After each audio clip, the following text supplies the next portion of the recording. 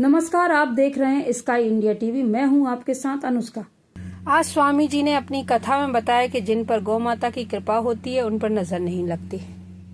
नजर सिर्फ बच्चों और बड़ों पर ही नहीं बल्कि निर्जीव वस्तुओं पर भी लग सकती है। नकारात्मक ऊर्जा के कारण ही नजर लगती है और इससे दुख और परेशानी बढ़ती है। स्वामी जी ने कहा कि जो व्यक्ति गौ सेवा में लगा रहता है उसका जीवन सफल हो जाता है। गौ माता 14 भुवनों को अपना तन में धारण करती है और अपने भक्तों के जीवन को सफल बनाती है। स्वामी जी ने आगे कहा कि दूसरों के लिए जीना ही असली जीवन। जो लोग सिर्फ अपने लिए जीते हैं वह जानवरों के समान है। जो लोग दूसरों की सेवा करते हैं वही सच्चे मनुष्य हैं। उन्होंने कहा कि जो जीवन दूसरों के काम नहीं आता वह जीवन व्यर्थ है। परेशान होना पड़ेगा। गाय माता को समझ गए तो नजर तो चुटकियों का खेल है। भगवान कह रहे हैं कि बेटा, बड़े बड़े लोग नजर से घबरा जाते हैं, उनको विषय समझ में नहीं आता।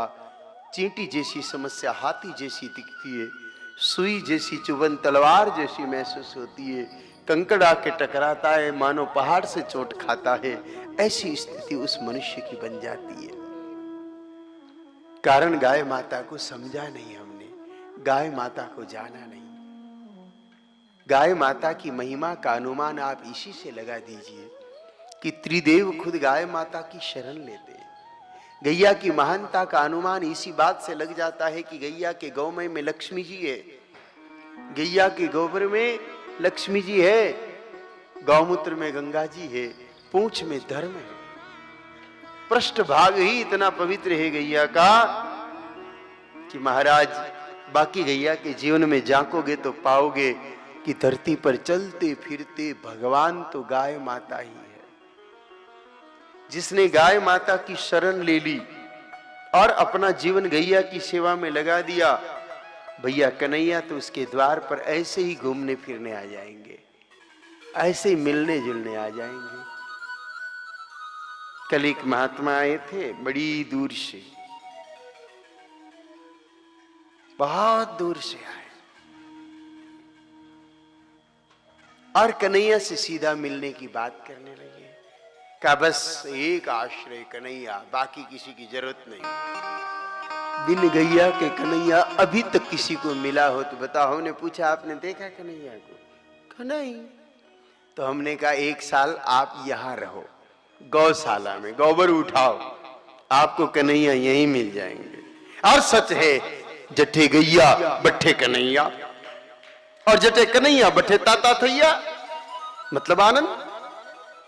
कन्हैया के बिना आनंद नहीं और कन्हैया गैया के बिना नहीं। जीवन में आप कुछ दिन गैया के साथ रहो। आप कहोगे कि मेरे घर तो 2 गैया, पर साथ कब रहे? आप तो दूध के लालच में चारा डालते रहे। सिर्फ साथ रहो, अपनी मां समझ के, अपनी बहन समझ के, अपनी बुआ समझ के लाड करो,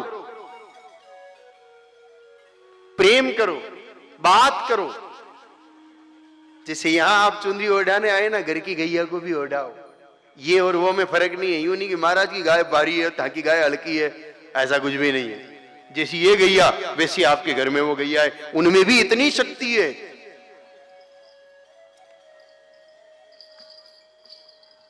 लेकिन महाराज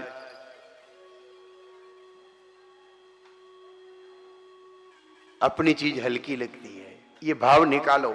अपने घर की गैया का जब आप आदर करने लगोगे तो कन्हैया तो 24 घंटे में एक चक्कर आपके घर मार जाएंगे। बुलाने की जरूरत नहीं पड़ेगी, वो खुद आएंगे, बिना बुलाए खुद ही आएंगे।